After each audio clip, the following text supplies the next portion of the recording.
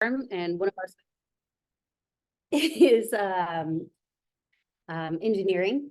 So here I have with me is Jasmine. I'm the co-owner of the firm, and then I have Jasmine here. She is one of our recruiters that specifically recruits for engineering. And I also have Allison, my business partner. She couldn't make it because of the weather. She is in Temple, so we didn't have her come. And then Hayden, who handles our accounting and finance operations and office professionals. So our areas of expertise, I kind of just mentioned, engineering operations, executive management, accounting and finance, office professionals, and HR. Are just a few of our specialization areas. We can staff for other things, but we do focus mainly here in the Austin area, as well as other parts of Texas.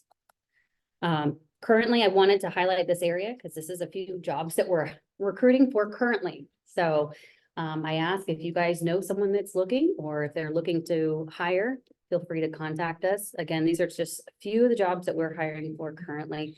As you can see, we have a lot of engineering openings. And, oops, sorry. And I just will add the little last bit here, just information about us. If you guys do want to contact us, I have information about our open jobs right here. You can take a picture of the QR code. Or if you need somebody on your team, check out the other one and we'd be happy to help you. All right, thank you all. So today we have a special guest. Reem is a member of ASCE Austin. She's a past president. She's one of a past engineer of the year for ASCE. And she's currently now working with the Texas Water Development Board. Excited to hear the update that they have right now. As y'all may be aware that the Texas Water Development Board has been working on the state flood plan that was initiated by the Texas legislators. So Reem, if you want to go ahead and step up.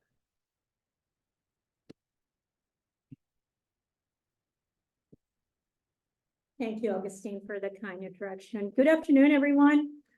Can you all hear me okay? Yes. All right. Well, I'm always happy to be back here. Like Augustine mentioned, I was here one day many years ago, being a past president, before that being a program manager. So I'm always happy to come back here. I wasn't, however, sure that what the crowd is going to look like. I think I messaged Augustine yesterday asking, hey, are you guys canceling this with the cold front coming in? So pleased to see a full room here, and thank you for braving the cold, for being here, although it turned out to be a sunny, beautiful day. My current role is the Director of Flood Planning for the Texas Water Development Board. I was hired into this role just over 4 years ago. The Texas legislature passed Senate Bill 8 back then, which required Texas to do a statewide flood planning effort. And in the past about 2.5 years, we were able to establish the 15 regional flood planning group, do the rules, and the planning groups have developed their first flood plan. So I'm going to give you an update on the process and a little bit of where we are and where we are looking forward. I've kept these 2 slides on my presentations of the many that I've done during the last 4 years the same. It reminds me and the audience, I think, of the extent of the problem that we have. The 2 pictures you're looking at are very familiar, probably. One is 1935 flood looking at downtown Austin. And then the next one, 2015, is Memorial Day flood. Back then, I was working at City of Austin, and I was very familiar on the ground with that flooding event, and probably a lot of you have that fresh in your memory. So that reminds us of why we do what we do. Myself and my division had a time-defined goal of helping the regional flood planning groups develop the Texas's first sets of regional flood plan, and then which are to come together at Texas State Flood Plan. As TWDB, we were created in 1957 by the 55th legislature of Texas after the devastating drought that happened. Back then, knowing more droughts were inevitable, the board was created with the responsibility of planning for water. So the board does 3 things. We do science, we do planning, and then we can do financing. So it's a 3-step effort.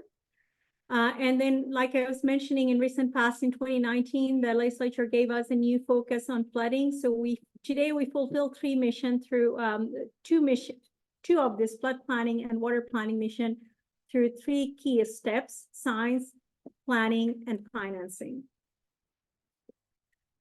Some of us inside and outside the agency often refer to us as a mini bank. So we are also responsible for disseminating the funding that the legislature entrusts with us. So this is a map of Texas that shows the commitment to date. So to date, the agency has committed over $33 billion, as you can see that it's across Texas. So I mentioned three pillars of flood risk management. In an ideal world, we would have liked to finish all of our mapping so we knew where our flood risk was, and then we've done planning and we knew where to go first, and then we'll do funding. But we were doing all three of these simultaneously, and we have made some good progress over the last 3 years. I'm going to just touch on mapping a little bit and then focus mostly my presentation on planning. I will mention that all three of our key of these pillars that we call it, they are very complementary to each other. One helps the other. And even though we're doing simultaneously as much as possible, we try to coordinate between the three. So a quick update on our mapping initiative. LiDAR has been acquired for all of Texas. As you can see, this is a car LiDAR coverage map of Texas, and this is available at that link that you see there. So we have a statewide coverage of LiDAR. The next slide, I'm going to give you a quick update of base level engineering. The green area is complete and the blue area is in progress. And last I know, we do not have any gray area anymore. So they're all either completed or are in progress. The target is to complete to date is to complete a LiDAR, base level engineering coverage for the state of Texas by the end of the year. Next, I'm going to planning, and that's what most of my presentation today will focus on. So why flood planning? I don't think I need to explain it to this room why flood planning. We're big, in case you haven't noticed. We have 268,000 square miles of land area, which varies in geographic coverage and varies in rainfall pattern. So our flood problems in different parts of Texas are not exactly the same. We have different type of flood problems. We also have a very long history of flooding. From 1978 to 2021, the NFIP claims have been 17 billion for this for our state. And then more importantly, SB 8 passed the 2019 bill passed in 2019 requires us to do a statewide flood planning, which are regional flood planning group based. The program was set up to mimic our very successful state water planning process, which have gone on for over 25 years. So all of our administrative process is very similar to the water planning process. The science, of course, for the two are not the same, but how they were set up, how the regions operate are very similar. So we had a long playbook to copy from, which have been helpful in developing and administering this process. Purpose of the state flood plan: for Senate Bill 8, TWDB administers the program and develops the state flood plan. The plan must develop a state flood plan to provide for orderly preparation for and response to flood conditions to protect against the loss of life and property. So the legislature gave us the Senate Bill 8, and then we created rules, but it's guided by what they asked us, and we have to fulfill those. And then we added the rules to create the details of it. One point I always make with every crowd is that we really fully mitigate all flood risk. Even if we have executed the entire state flood plan and the regional flood planning process is done, if there is going to be a Harvey again, we are going to flood again. What's important is that if we plan and prepare for it, hopefully the impact of it will not be as severe. There is always going to be residual risk. So after considering public comments, the board designated the 15 regional flood planning group. They're river basin based. They're split into two in some of the areas because, like I mentioned, this east and west has very different geographic coverage and the flood problem is different. So we had to split some of those regions into halves, but otherwise they are all river basin based, as you can see. Each of the regional flood planning groups have voting members, 12 voting members. 11 of them were decided by the legislature. We added one, we as in flood, TWDB, we added the flood districts. And it has to have non-voting members for public agencies. These are all volunteer members, and they represent the different interest categories that you see.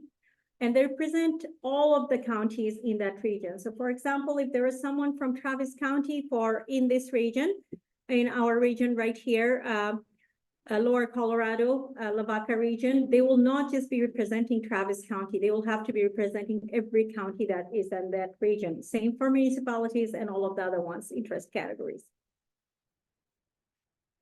I keep this slide. I'll go through this briefly. Towards the beginning, I would often get questions about how do the regional flood planning connects to the state flood plan and connects to the funding. So the regional flood planning groups identify flood risk and recommend their evaluation need, strategies, and projects within the region. They're voted by the regional flood planning group, and the state flood plan then takes those recommendations and ranks them. The only way for anything to get into the state flood plan is for it to come through the regional flood planning group. It is a very bottom-up approach, so we solely depend on the regional flood planning group's discretion on what projects, what strategies, what evaluation need they're going to put in the plan. So we do get questions about, can you please include this or that? We cannot. We can only include them if it comes through the regional flood planning groups and recommended by them. And then lastly, the financial assistance piece. So the financial assistance piece is the fifth grant is TWDBs, but there are various other funding avenue to implement these projects, which can come from local, which can come from federal sources, which can come from TWDB or TDM. For the TWDB's fee funding, it's the requirement in a bill. It's a requirement that it has to be in the state flood plan, much like water planning process, to be eligible for FIP. So that is the requirement for the funding fees from TWDB and the connection between the regional state flood planning process and the funding process.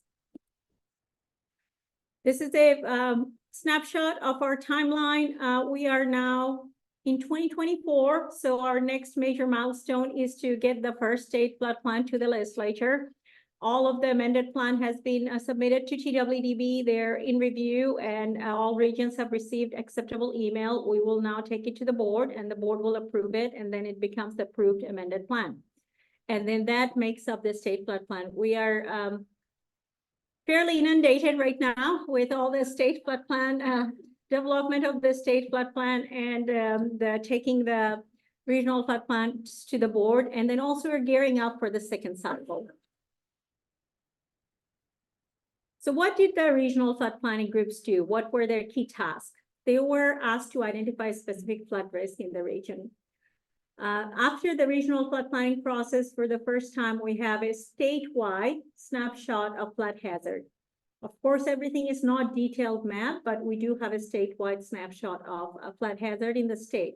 The flood hazard analysis that they were scoped to do was a three-piece item to identify the flood risk. One was the flood hazard analysis, which is to determine the location, magnitude, and frequency of flooding. And once we knew where the location is going to be, the next step was to identify who and what might be harmed. So that was the exposure analysis. And the last one was the vulnerability analysis.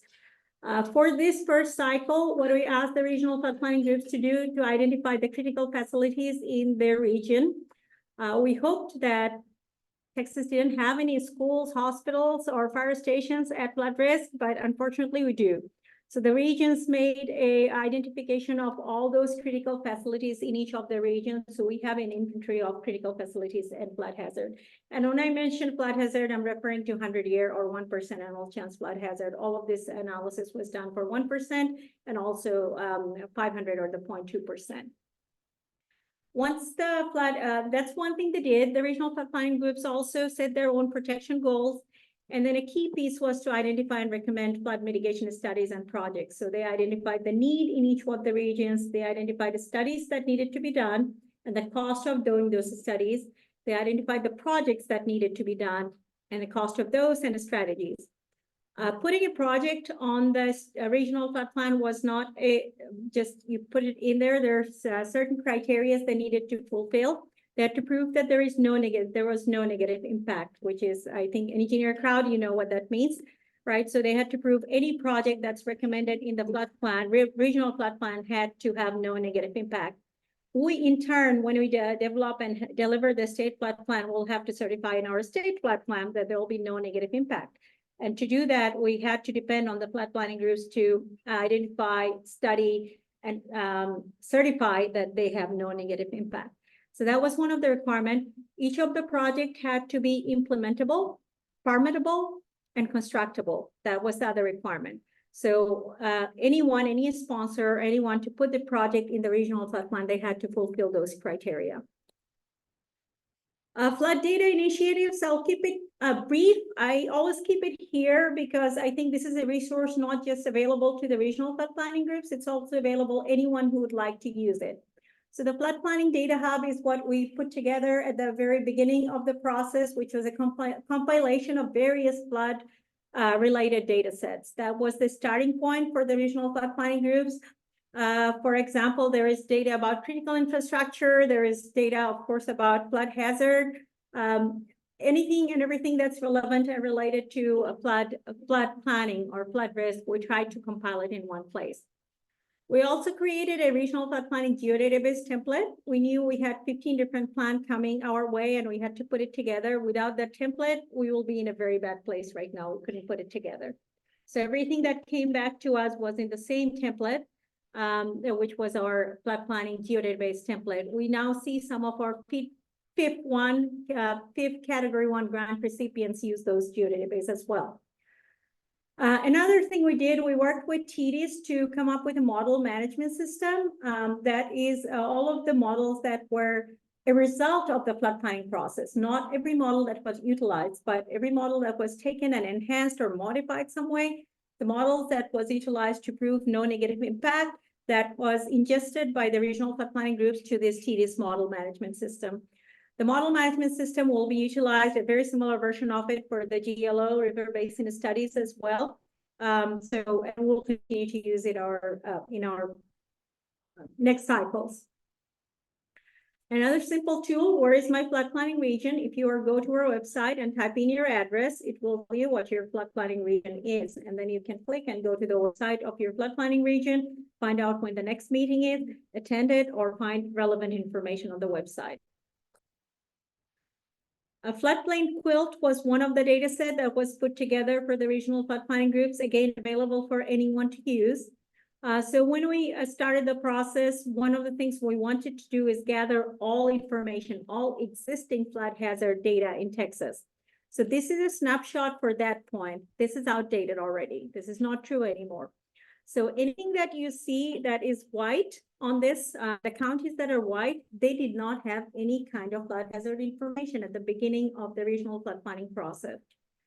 So we worked with Fathom, a company out of UK, and developed cursory flood data set for the entire state of Texas. We recommended that it be utilized in areas where there is no flood hazard information. They were generated in 3-meter resolution rasters and included 20%, 10%, 1%, and 0.2% all chance flood events. We essentially utilized Atlas 14 data set, and it was rain on grade. There are 3 different data sets that came together: fluvial flooding, and coastal flooding. And that is also available for everybody. So that we call it cursory floodplain data set. And some places they can be fairly accurate. I know of regions who utilized it as opposed to 90s digitized data set. It was more accurate, obviously more accurate than 90s digitized data set. An update on floodplain quilt. It will be updated in April or May of 2024. It's not 2023, my mistake. And where the statewide update is coming this year, and it will include data from cursory floodplain, and it will only include 1% all chance flood event. On this slide, you can also see the order that we recommend for the regional flood planning groups, which is the first few are NFHL data set. That's National Flood Hazard Layer. On top is the pending, and then preliminary, and then FHL detail. And then we recommend BLE, base level engineering, that's generated by us and available. And then we recommend NFHL approximate after that. FAFDS is actually old digitized FEMA maps. That's what that is. It's I think it's first American. I remember, I forget the rest of those letters, but it's digitized FEMA maps from old digitized FEMA maps, and we have cursory at the bottom. That's how we ordered it and gave it to the regional flood planning group for them to decide what to move. They have the flexibility to move it up or down with justification. And a lot of regions moved cursory above the old digitized FEMA maps. How did the regions utilize flood hazard data? There was same scope of work for each region, and it was a very public process.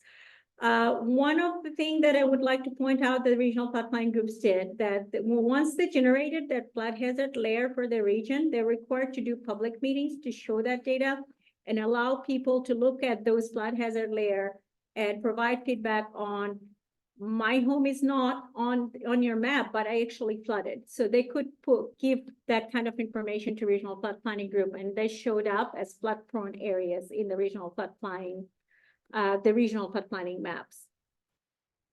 I'm going to show you a brief compilation of regional flood planning findings. This is going to be part of state flood plan, so a sneak peek, if you will. That's why there is a big draft on that. So existing conditional flood hazard area with, I mentioned before, our area of Texas is 268,000 square miles, a little over that. The flood hazard area identified by the regional flood planning group is 67,000 square miles. And that's the region by region depiction. We are region 10, Lower Colorado, Lavaca flood planning region. The yellow is the 1% annual chance. The blue is the 0.2% annual chance flood. And then the little purple, that's the unknown percentage. Those are the areas that was identified from public input. We don't have any info, people identified it as that homes flooded, but there is no information that needs to be further studied. This is a map of the existing condition flood hazard area that's generated for the state flood plan. We have full coverage of the state's flood hazard area for the first time. So I really like this map. Just giving you all a sneak peek of how it looks like. Estimated existing flood risk identified within Texas. Again, this is a snapshot. This number may slightly change in the state plan. You can see the number of buildings in the state of Texas in flood hazard area, number of police stations, fire stations, EMS, hospitals, and schools. Those numbers are just those. We didn't include any other critical facilities in there. So approximately 6,000 of those in the entire state. You can see the roadway miles. We have about 91,000 roadway miles in 1% and 0.2% annual chance flood hazard area. And population, that's a big one. So 5.8 million. I think when we took it to the board, that's what the newspapers picked up and mentioned. This many people in Texas is at 1 in 6 people or something like that is what they mentioned. That's in flood hazard area in the state of Texas. Next, I'm going to give you a snapshot of what's identified by the regional flood planning groups, studies, projects, and strategies. A total of over 3,000 studies were identified with a cost of $2.6 billion. About 600, and actually that count has gone up at about 620 projects have been identified by the regional flood planning groups at a cost of $48 billion. I will mention that the 48 billion includes the Galveston barrier, the coastal barrier. So that's about 24 billion. If you take that out, that's the cost of the rest of Texas that's been estimated by the regional flood planning groups. And the FMSs is 748 with a cost of 309 million. So the strategies with non-recurring, non-capital cost is what we're ranking in the state flood plan and what I'm showing you here. There are other strategies that's recommended by the regional flood planning groups. Same information, you can see it in region by region, snapshot of it. Region 6 is the San Jacinto Regional Flood Planning Group or the Houston area. That's where the $24 billion coastal barrier resides. So if you take that out, that column goes down significantly. This is the studies. You can see count and cost by region. What is our current status? So January 10th, 15 regional flood plans were submitted. July 25th, final RFPs were approved by the board. We have received the amended plan on July 14th. We'll take it to the board sometime this spring. So the amended plan will need to be approved as well. November 9th of 2023, the board approved 38 million for the second cycle. So we have already geared up for the second cycle. And then September 1st is the deadline to deliver the state flood plan to the legislature. What's next? I mentioned the second cycle, 38 million RFA. We have already done request for application. They're due to us in February 22nd. We're working on a state flood plan. We're also going to develop interactive state flood plan viewer. Our goal is to at some point eliminate the word data request because everything should be downloadable and available from our viewer. Everything that comes to us, of course, we need to QA/QC it and then put it up. But I think any data that come to us via regional flood planning process should be available to everyone. And that's our goal and aim to make that happen through the state flood plan viewer. We are doing a statewide future condition flood hazard analysis. So we're generating a 2060 Texas-wide state flood hazard layer. We're going to utilize 2060 rainfall pattern. We're looking at rainfall pattern. We're looking at land use. We're looking at subsidence. And we're looking at sea level rise. And we're working with the Texas climatologist on that to pick the temperature to do the 2060 analysis. That will also be available for the second cycle regional flood planning development or anybody who would need to utilize that data set. Various other studies are currently ongoing to support the next cycle. One is the SBI for flood for Texas. SBI right now is for all hazards, not just for flood. It's also not just for Texas. So that's we're working with universities to work on that. Benefit cost ratio input tool, there was one for the first cycle. We're working on updating that and also a guidance for that. We're doing an infrastructure assessment tool and a guidance for nature-based solution. So those are the different studies that's ongoing, and we hope to make the results available for the next planning cycle and anybody who might find it of use. I talked about the future condition flood hazard analysis. So like I said, it considers the precipitation, land use, sea level rise, and subsidence. How can anyone get involved? Please know your home region, visit your RFPG website, attend RFPG meetings, and provide input to the RFPGs. It's a bottom-up approach. It's a public participation-based approach. So it really is successful based on how much public input it receives or when regions are providing their feedback, and then encourage others, including public officials, to engage and provide input. So that concludes my presentation. I am happy to take any question. Yes, ma'am. The summary that you gave where you're considering all the regions and input that you all have is really helpful. Is that available on the website? Anything that I showed in a red draft is not available in our website. It's going to be available once the draft plan is going to, we publish the draft plan, which is hopefully in May or June of this year. Yes. How are projects led? Like, how do y'all bring, once you make recommendations on projects and maybe the highest priority projects, who's bringing those out to the public in order to solicit engineers to design? Yeah, so the sponsors. It's very much like water planning process. This is a planning process. So the projects make its way into the plan, so therefore it will make its way to the state flood plan. But each project has a sponsor. For example, city or a county or a municipality. So this project has a sponsor.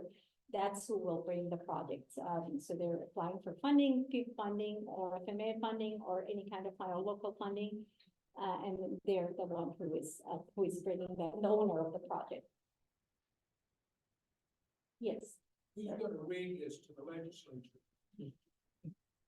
A summary of the state flood. So the regional flood plans are quite large. They will take up at least 4 of these tables together and fill that out. The state flood plan is expected to be this thick. That's what we're working on currently. So that's what's going to go to the state, to the legislature. There's also a chapter called recommendation to the legislature, and everyone will have the opportunity to provide feedback to that. So that will go to the legislature directly. And we go in when we're asked. So if they're asking us to go present it, we will, for a summer update on it. Yeah. Any other questions? Yes. The outlying areas where there wasn't a whole lot of good information, since I have studied it, but say, for example, Fort Worth has got a bunch of analysis of what price. Did that get pulled in as empirical data, or is it, I mean, Texas is so big and the region is so big. How do you factor both of those in and have a big picture in? Places like Fort Worth or Fort Houston for that matter, so we have areas where there is very focused information. We have areas where there is a lot of information. We have areas where there is no information. So yes, they're pulled in by the regions. So we see more projects from some of those areas where we're ready with their project to put it in there. They already proved their no negative impact. And then we have all these other areas where they didn't even have flood hazard information. So obviously they're not able to bring in project. So to answer your question, yes, to my knowledge, that was the representative from City of Fort Worth in the planning group. Those were brought in. Houston area, a lot of projects were brought in. One of the things that we're hoping to do in the second cycle, that we recognize that need for communities who do not have, for example, a staff member to bring in projects in here. So once we have received funding and resources from the legislature to do this, we'll start a FME program where we will study some of these studies from those communities who do not have a staff member at hand to be able to do these studies to support those areas, smaller communities. Yes. You just started to touch upon one of the things, what are through the second cycle that you really hope that differ from the first round? Hasn't been a lot of change for the second cycle. So we went through an extensive feedback process with the regional pipeline groups, sponsors, technical consultants, and we did rule updates based on that. There has been some changes, but not significant changes. So the second cycle will look very similar to first cycle, but we expect to see more projects, more details in it. One example I can give, we had 1.3 million of data record for existing flood infrastructure, major flood infrastructure. We only know 1% of their conditions. Would like to know more of that. It would be nicer to say that we don't know 99% of those. So it would be a very similar process. The program I just mentioned, the FME program, that's a new addition that we'll work on. We switched some order based on feedback. We just expect to see more done in each of the areas. More, Yes. you mentioned that the date that the report is due to the legislature is this year. This is September 1st. this is an off year for the legislature, right? Mm-hmm. Okay. Gotcha. Yeah. I see two questions. I'll go here and then I'll go back. Yeah. See if you could talk a little bit about the flood infrastructure fund and how the current cycle or program might be different from the previous, and if there's plans for future, how often it might be coming out or updated. I'll tackle those one at a time. So the current cycle, the major change that we have done is instead of category 1, 2, 3, 4, we now have probably know FME, FMP, and FMS. So I've aligned the flood planning process to the fifth categories. So hopefully that will be helpful. The current cycle information is already out on our website, December 15th, I believe, or around that time it was posted, the new FIUP, and the feedback was due to us by beginning of this month. So I know we received a lot of comments. We're working on it to respond to them right now. In terms of how frequently it will be, that's dependent on the legislature. So this cycle, the legislature did give us 625 million. So that's what we're bringing, that's what we have posted. So we'll be disseminated that funding and we'll be receiving a bridge application. Was there another question? Okay, sure. I think you're the most answer the question, but the question online, so is there potential for using federal infrastructure funding or consider Water needs. Okay, so in the fifth, one of the criteria related to planning is that it has to be in the plan. So if there is a project in the plan, one of the things legislature really encouraged that when we're looking at flood, also look at water development. In my opinion, that is very difficult to do. But we did receive there are a few projects in our plan which has a water supply component in it as well. So as long as it made its way through the planning group and made it to one of the regional flood plan, yes. If it is not in the regional flood plan, FIP cannot fund it. All right. I will give it back to you.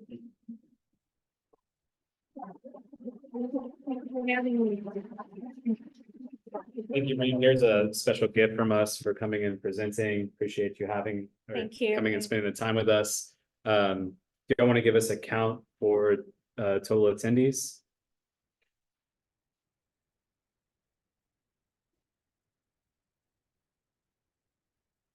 Great, yeah. Thanks you all for coming out. Just a reminder, our next meeting is going to be March 19th. We have no meeting in February. And Tyler, if you want to come gavel us out, please.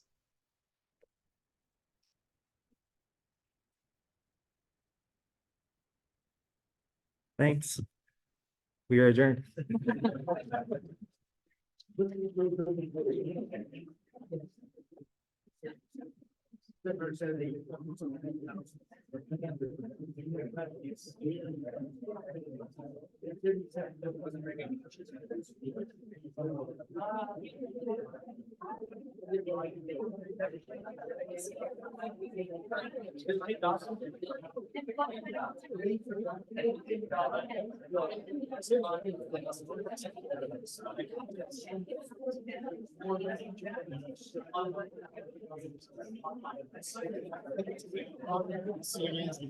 Yeah, just good luck with it.